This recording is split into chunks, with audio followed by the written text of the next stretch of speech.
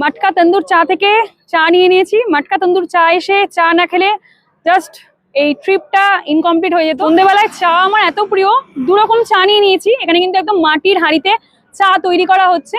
তো এখান থেকে নিয়ে নিয়েছি একটা হচ্ছে মালাই চা, এর দাম পড়ছে 30 টাকা। পুরোপুরি দুধ মেরে সেই মালাই তৈরি করে করা হচ্ছে, কোনো রকম ফ্রেশ ক্রিম দেওয়া হচ্ছে না। আর এটা রয়েছে বাটার তন্দুরি চায়। তো বাটার তন্দুরি চায়ের দাম পড়ছে 25 টাকা। তো চলো ট্রাই করে দেখি এই বাটার তন্দুরি চায়ের টেস্ট কেমন। প্রথমে বাটারটা খাই, তারপর মালাই খাবো।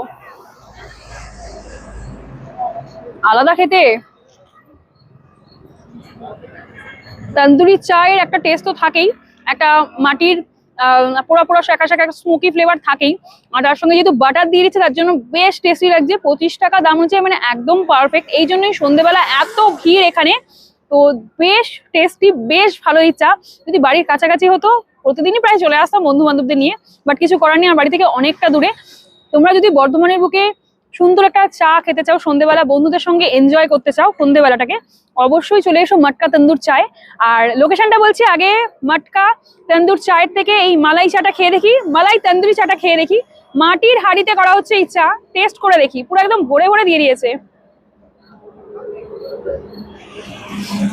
প্রচুর মালাই দিয়েছে,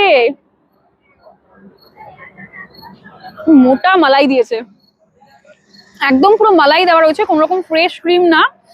তো বেশ ভালো খেতে এই মালাই তন্দুরি চা। উপরে আবার কোকো পাউডার দিয়ে দিয়েছে।